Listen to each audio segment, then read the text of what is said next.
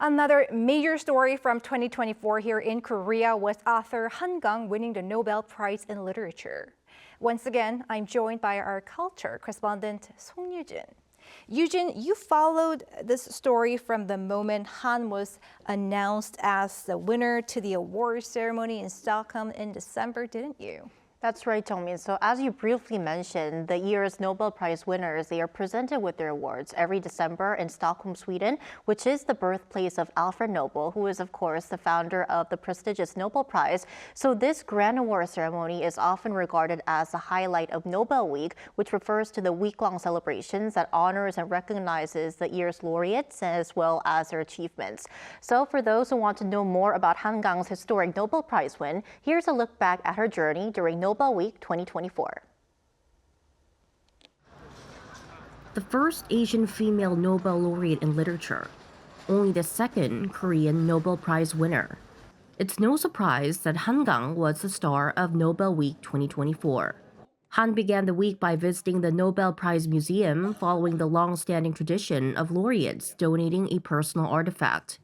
She chose a teacup that she used throughout the writing of her latest novel, We Do Not Part. Every time I sat back down at my desk, I would drink black tea from this cup. It became like a spell, drawing me back to my writing.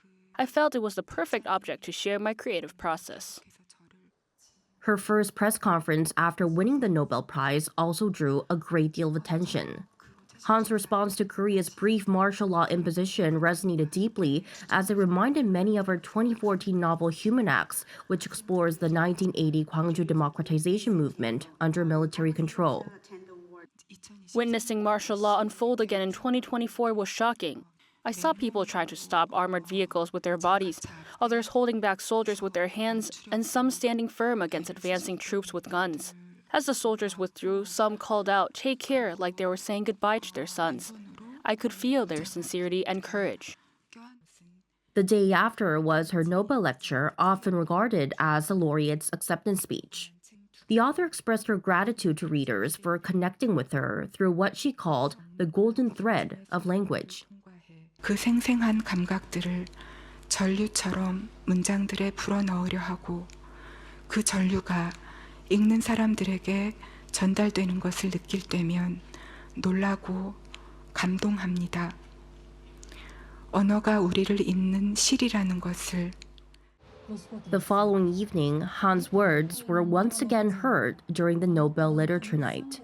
Excerpts from We Do Not Part were recited in Korean. 밀도가 얼마나 낮은 눈인지 내가 앉는 대로 끝없이 깊게 꺼져 내렸다. 격벽 같은 눈이 우리를 갈라놓았다. It was truly a meaningful and touching moment to hear Han Kang's beautiful prose in Korean here in Sweden. In times like this, as Han Kang mentioned in her lecture, I hope it becomes a moment for all of us to reflect on the pain and love between humans. Yeah, it's the history that we all have in us through our forefathers. You can't really escape it, and you have to talk about it and read about it and to understand yourself and your family and existence actually. So in that way, I can relate to it a lot. And then came Nobel Day.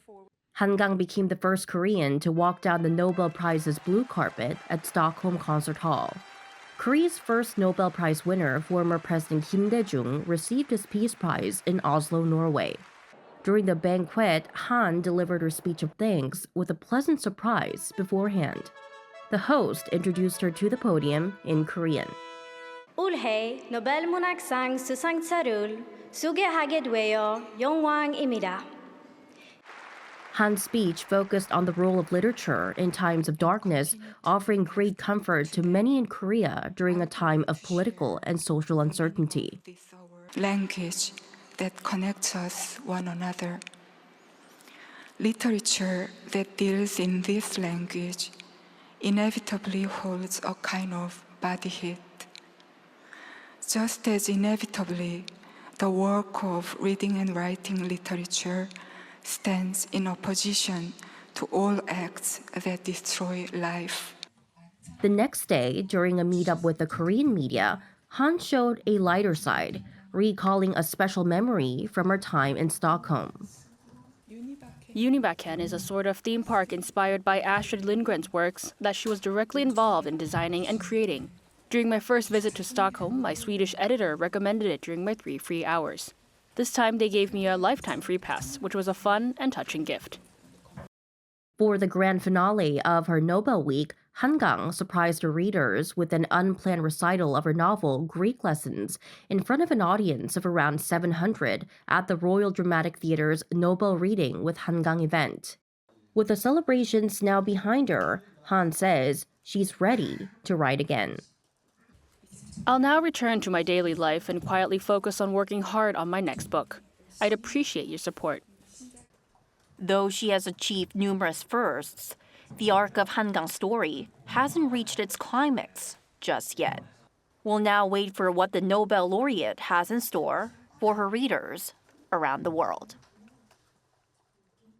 It was certainly a week full of festivities and celebrations, and I think the reason why Kang received so much spotlight during the Nobel Week is because of the significance of her win. What do you say? I would definitely agree with you, Jungmin, because first of all, the prize she won is the Nobel Prize, the big prize that boasts more than a century-long history, which also recognizes and honors those who've profoundly benefited humankind in areas including science, literature, and peace.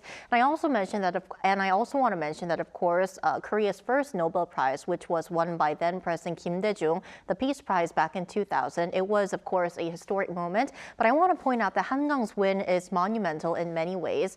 As many of you may know, Kang is the first Asian female laureate among the 121 Literature Prize winners to date, and only the 18th woman ever to receive this honor, and also the first Asian laureate in the category since China's Mo Yan in 2012. So this was definitely a historic win. And Eugene, you've been reporting live file and reports from Sweden and producing a documentary on Kang's Nobel win. How do you remember Nobel Week? Well, I remember it as an unbelievably incredible experience from the very start when I heard that she won the Nobel Prize to covering Nobel Week in Sweden.